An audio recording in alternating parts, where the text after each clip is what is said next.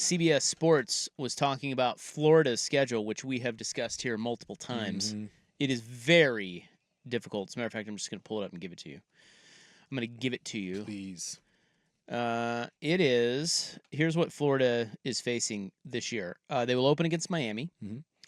Then they play Samford. So there's a cupcake there. Sure. Then they host Texas A&M. They are at Mississippi, and then Mississippi State, actually. Oh, sorry, Mississippi State, and then Central Florida at home. Okay, those are their first 5 games. Yeah. Following that, they are at Tennessee versus Kentucky versus Georgia, at Texas versus LSU versus Ole Miss, and at Florida State. Yeah. So 1, 2, 3, 4. I think 5 of those teams finished top 15 last year, if not 6. And Florida State, Ole Miss, LSU, Texas, Georgia, Tennessee, Miami, all highly ranked this year. Yeah, statistically speaking, from last year in the preseason rankings, this could be considered the hardest schedule of all time. And the Florida football team is not necessarily great. I've listened to people say that, it's a good team. There's some promise there, but it's no juggernaut. Billy Napier's fired.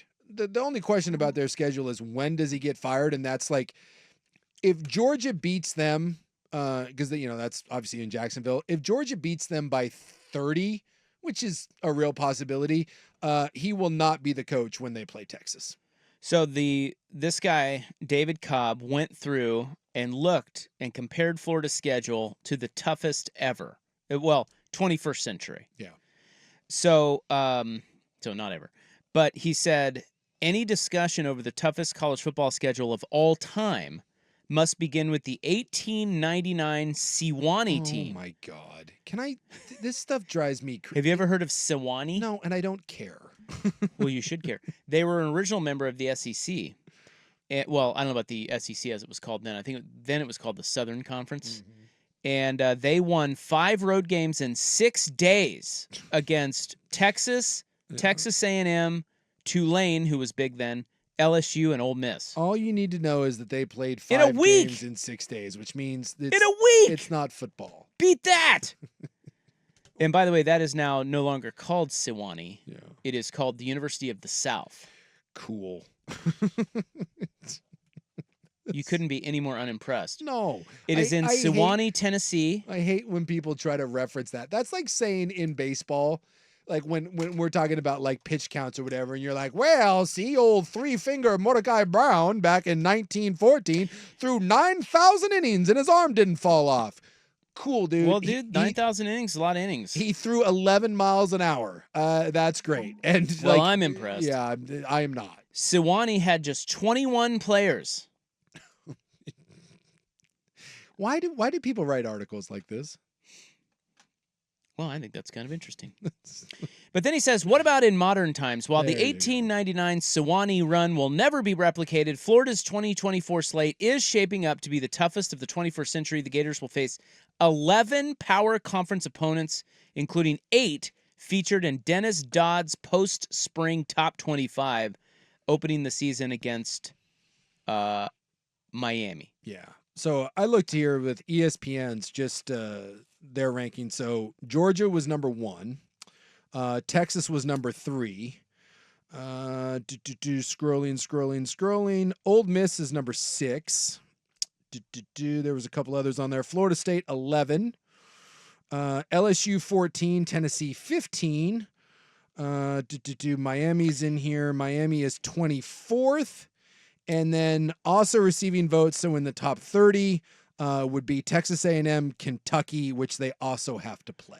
Yeah, so he says the criteria for assessing a schedule's difficulty are endless, and comparing the difficulty of slates from different seasons and eras is difficult. But after combing through the data, here is how Florida's 2024 slate shapes up against the toughest schedules of the 21st century.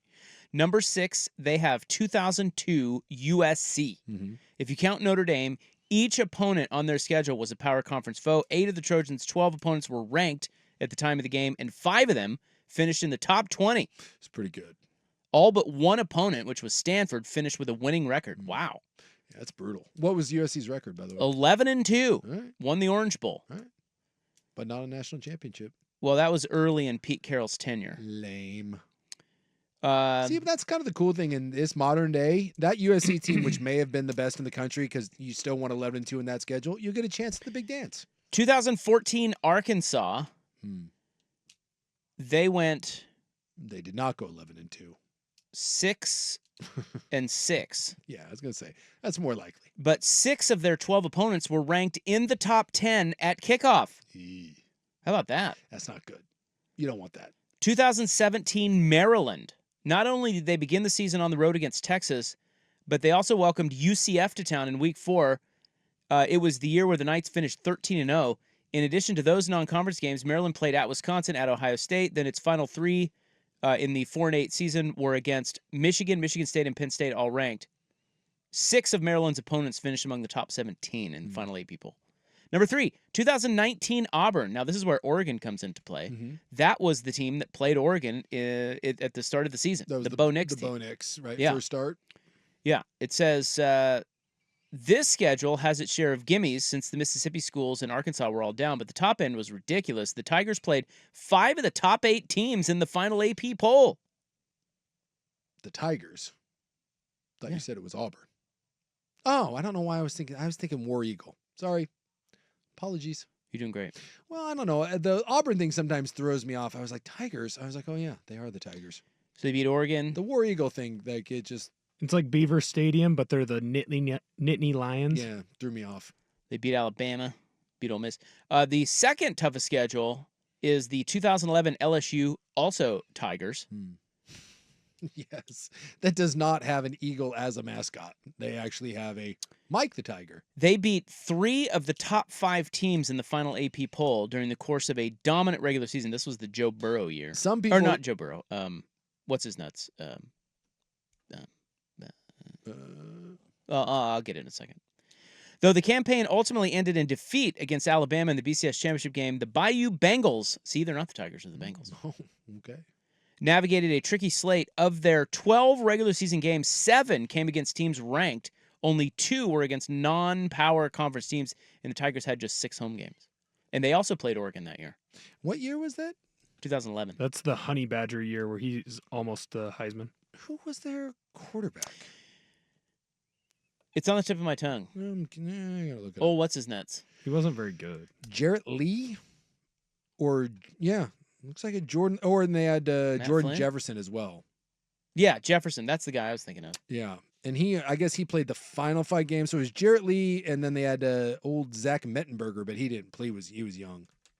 Yeah, not exactly a murderer's row there. So this, and then Florida is the number 1 hardest schedule of the 21st century. He says, while Samford should be a gimme in week 2, you can't comfortably circle any other game. Even though Mississippi State is rebuilding, it's still an SEC road game. Though unranked by Dodd, Kentucky and UCF are also quality opponents.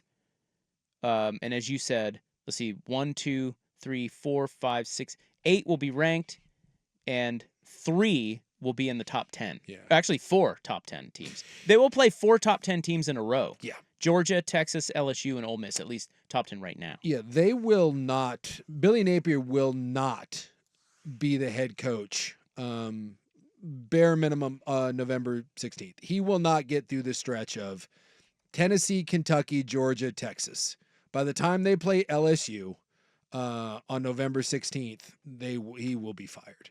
They won't.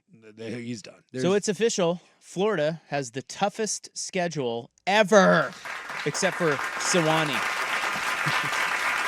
The gauntlet they ran in a week with 21 guys and no water. How weird is that if you're Billy Napier knowing, like coaches know, like you want to talk about a dead man walking. Do you just want to get it over early to just end your misery? Just get blown out like by A&M and get fired. That way you don't have to go through the humiliation. Lace them up. Of getting your ass kicked. It's Division I football! You never know. Dude, if they lose to Miami right out of the gate, just get hammered by A&M and just go to them and be like, dude, you're going to fire me anyway. It's just tell your guys, dude, just lose as bad as possible so that I can get out of here and collect my unemployment.